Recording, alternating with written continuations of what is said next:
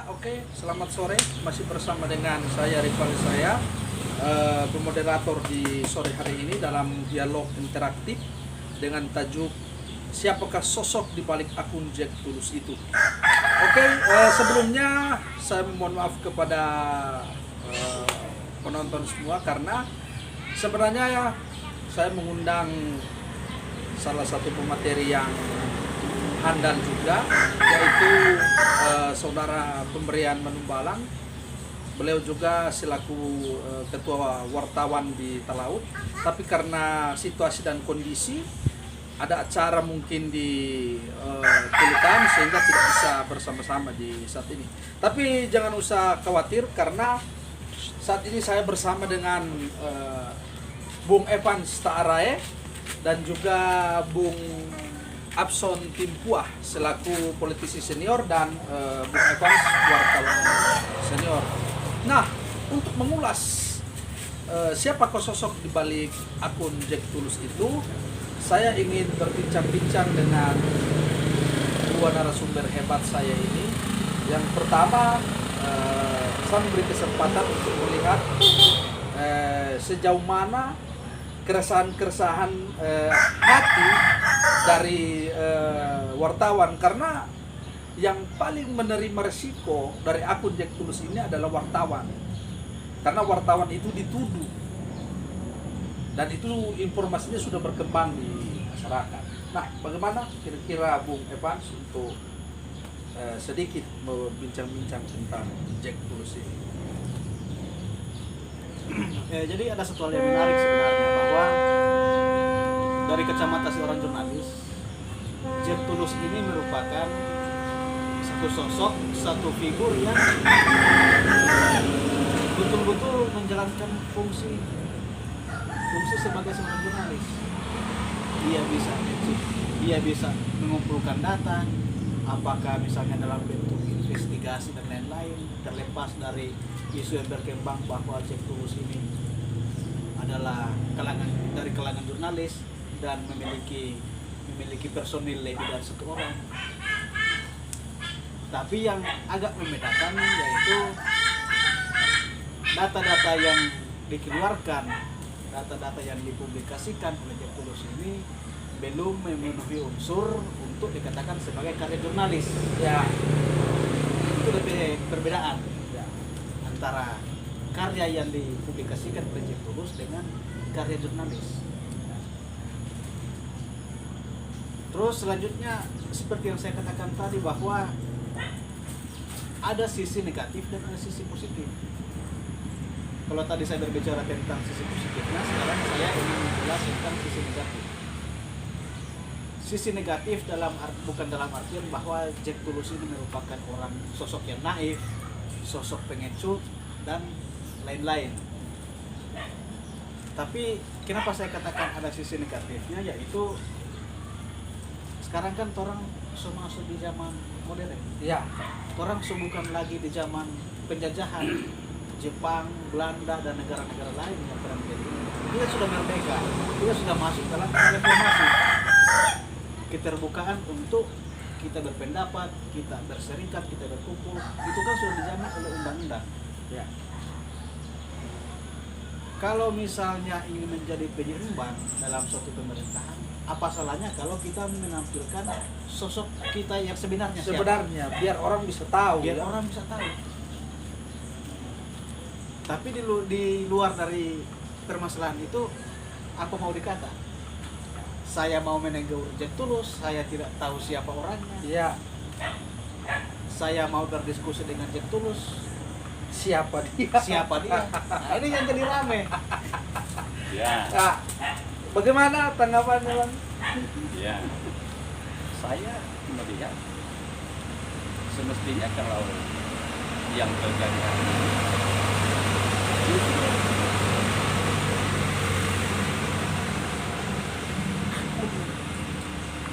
yang seperti mengatasnamakan Jack Tulus itu, ini sekali lagi saya katakan, ini adalah sebuah pekerjaan detektif. Jadi mungkin posisi wartawan dengan detektif itu beda. Saya melihat ini adalah sebuah kegiatan detektif. Dan yang namanya detektif, dia tidak boleh menunjukkan karakteristik yang sebenarnya jati dirinya.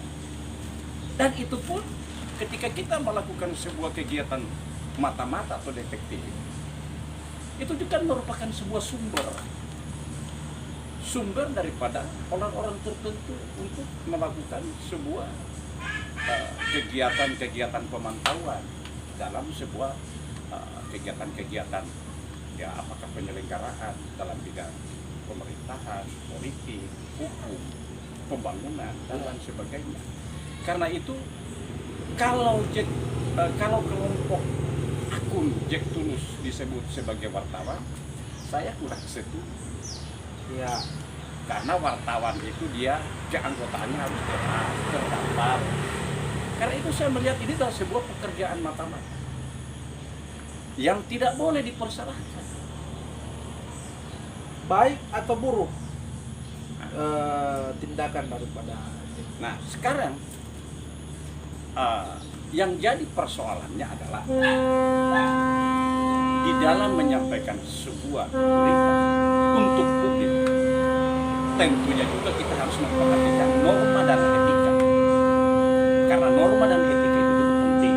Karena itu mungkin dalam acara ini kita juga sangat baik untuk menyampaikan bahwa dalam berpublikasi, dalam etika publikasi di situ ada etika kewartawanan. Ya. Walaupun dia tidak terdaftar sebagai seorang anggota wartawan, tapi kita senantiasa memperhatikan hal-hal tersebut. Kemudian tentunya dalam segala aktivitas kita dalam menyampaikan sesuatu kepada publik, itu harus juga kita memperhatikan norma-norma hukum, norma-norma adat, norma-norma sosial, hak-hak asasi manusia. Tapi ada beberapa postingan dari si Jack Tulus ini itu yang menyerang pribadi. Nah, bagaimana Bung Ade ini melihat situasi ini? Kalau bicara pribadi tentunya lain. Siapapun boleh melakukan kegiatan penyerangan kepada orang lain. Kita juga lihat bukan hanya akun yang mengatasnamakan Jack Tulus yang melakukan penyerangan. Di Facebook itu bahkan tidak bermoral juga keluar, Bang. Nah, karena itu menurut kita yang perlu diperhatikan di sini adalah sesuatu yang harus disampaikan lewat publik itu faktual dan dapat dibuktikan. Kalau dia tidak dapat membuktikan, ini berarti terjadi sebuah pelanggaran hukum. Karena itu dalam bermedia itu senantiasa memperhatikan etika-etika yang berlaku di tengah-tengah masyarakat. Nah, sekarang kita harus mengakui bahwa akun Jack Tulus itu menghipnotis orang banyak. Oke, saya cut dulu di menghipnotis orang banyak. Menurut Bung Evan, apa hal yang mendasari sampai seseorang yang kita tidak tahu siapa dia akhirnya membuat akun Jack Tulus ini? Dan saya melihat dari kacamata pribadi, di sini sepertinya Jack Tulus ini menyerang pemerintahan hari ini. Nah, bagaimana? Siapakah kira-kira apa yang mendasari orang ini sehingga menjadi sosok Robin Hood di dunia nyata? Kita kembali lagi mengulas tentang kapan dan bagaimana Jack Tulus itu hadir dalam dunia media sosial ya.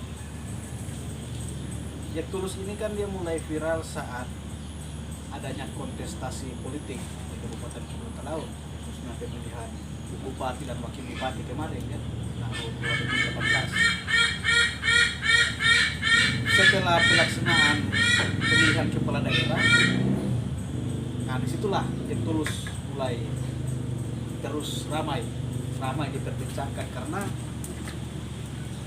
sosok Jack Tulus ini terlalu sering untuk mengkritik, bahkan tidak segan-segan untuk menyerang, baik menyerang secara kelompok, bahkan secara pribadi. Makanya sampai sejauh ini ada yang menilai bahwa Jack Tulus ini adalah akun Facebook yang sengaja diciptakan untuk menyerang lawan politiknya. Ya. Nah, apalagi kita membaca postingan-postingan sekarang, Jack Tulus lebih cenderung untuk menyinggung, bahkan menyerang juga pemerintah Kabupaten Kota Laut Ya. dalam kebijakan-kebijakan yang diambil ya oleh pemerintah daerah. Jadi seolah-olah Jack Tulus ini mengikuti jejak beberapa orang hebat Indonesia yang lampau ya. Mereka juga kan membuat akun dengan nama lain dan menyerang pemerintah, kira-kira seperti itu. Ya, mindsetnya memang ada kemiripan, tapi perbedaannya kan cukup mendasar, cukup jauh ya. Kalau dulu founding father kita menggunakan nama samaran atau nama pena untuk mengkritik kebijakan pemerintahan Hindia Belanda dan Jepang demi mencapai kemerdekaan. Karena kan kita sudah merdeka. Ya. Ya. Kita juga sekarang sudah diberikan ruang yang bebas untuk berserikat, berpendapat, berkumpul dan lain sebagainya. Nah, di sisi lain juga Jack Tulus ini untuk kawan-kawan kita, saudara-saudara kita yang berada dekat di lingkungan pemerintahan menganggap bahwa Jack Tulus ini sebagai ancaman. Ya. Betul, menganggap Jack Tulus ini sebagai ancaman. Karena apa? Jack Tulus selalu mengkritik, bahkan menyerang kebijakan-kebijakan pemerintah daerah yang dianggap tidak pro terhadap kepentingan rakyat. Di sisi lain ada juga yang menilai bahwa apa yang dipublikasikan oleh Jack Tulus itu syarat dengan kepentingan politik. Diboncengilah oleh kelompok ini, Ya. diboncengilah oleh kelompok A, B, dan C. Dan Saya sebagainya. menggarisbawahi kalimat Jack Tulus dibonceng. Nah, bagaimana pendapat dari Bung Ate untuk hal ini? Ini kita lihat dari sisi politik. Ya. Jadi memang saya kembali kepada persoalan kehidupan. Saya harus mengakui bahwa hari ini kehidupan kita banyak menggantungkan diri kepada internet. Nah, ini tantangan ke depan, terutama kepada generasi muda. Karena itu semestinya kalau persoalan menjadi alat orang lain, hari ini juga yang menjadi alat orang lain bahkan bukan hanya kelompoknya atau kelompok yang mengatasnamakan itu.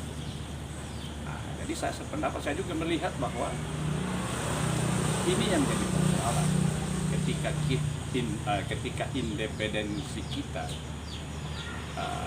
hilang karena kita berada di sebuah kelompok atau di sebuah kelompok. Ini jati diri kita sebagai pejuang masyarakat tentunya dipertanyakan, sehingga muncul tuduhan bahwa oh dia kelompok si A, dia kelompok si B. Nah, di situ akhirnya ada penilaian bahwa kita menjadi alat orang. Karena itu saya sampaikan, ketika kita menjadi sebuah alat masyarakat, kita harus jaga jati diri kita. Kita harus jaga independen kita, bahwa apa yang kita sampaikan itu benar-benar karena untuk kepentingan secara universal. Ketika kita suatu saat berada di suatu kelompok, maka universalnya kan hilang, dan jati diri kita juga akhirnya dipertanyakan, dan endingnya bahwa kita menjadi apa yang disampaikan oleh kita menjadi tidak berarti. Saya melihat begini, contoh kita harus akui, saya kembali lagi bahwa ada banyak di belakang akun Jack Tulus yang setuju dengan itu. Kenapa mereka setuju? Mereka adalah orang-orang yang mungkin tersakiti. Sehingga mereka menganggap bahwa satu-satunya alat kita untuk menyuarakan kepentingan kita adalah lewat akun media. Oke, sudah banyak hal yang kita dengarkan di sore hari ini, dan untuk menutup segmen diskusi dialog interaktif di sore hari ini, saya minta kepada kedua pemateri untuk memberikan pesan dan kesan bagaimana memanfaatkan media sosial dengan baik dan benar. Saya mulai dulu dari Bung Andi. Media sosial itu kan adalah sebagai sebuah sarana komunikasi untuk mendidik masyarakat. Ya. Karena itu, dalam dialog sore hari ini, sebagai seorang senior,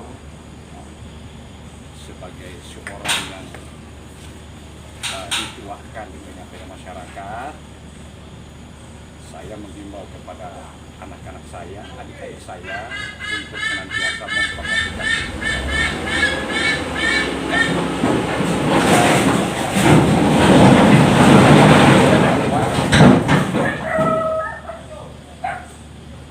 apa yang kita lakukan itu dapat mendatangkan kebahagiaan dan kesejahteraan bagi banyak orang. Ya, itu menjadi harapan kita semua. Jadi dapat mendatangkan kebahagiaan dan kesejahteraan. Bagaimana kesan dari Bung Pan? Intinya adalah media sosial memiliki peran yang sangat penting dalam kehidupan kita sehari-hari. Karena saudara-saudara kita yang jauh komunikasinya bisa lebih lancar karena adanya media sosial ini. Bisa bertemu di Bertemu. Tapi terkadang juga kita kalau salah memanfaatkan media sosial maka akan berakibat fatal. Contohnya, apalagi sekarang sudah ada yang namanya sudah ada regulasi ya, Ya, tentang penggunaan media sosial tersebut. Jadi pesan untuk saudara-saudara, bijaklah untuk menggunakan media sosial dan harus ditingkatkan bahwa penggunaan media sosial itu harus digunakan untuk kemajuan daerah. Ya. Harus digunakan untuk kemajuan daerah. Kalau misalnya ada hal-hal yang dilakukan oleh pemerintah daerah dan dianggap keliru dan sebagainya, maka wajib kita untuk mengkritik tanpa harus melalui akun palsu. Ya. Jadi harus punya akun yang benar-benar Tanpa harus Jack Tulus. Ya. Kita juga kan bisa tanpa harus Jack Tulus. Oke, jadi itulah dua pesan dan kesan dari kedua pemateri kita. Selayaknya orang Talaut, kita harus menutup dialog interaktif sore hari ini dengan salam kebajikan kita. Sansiote sampai.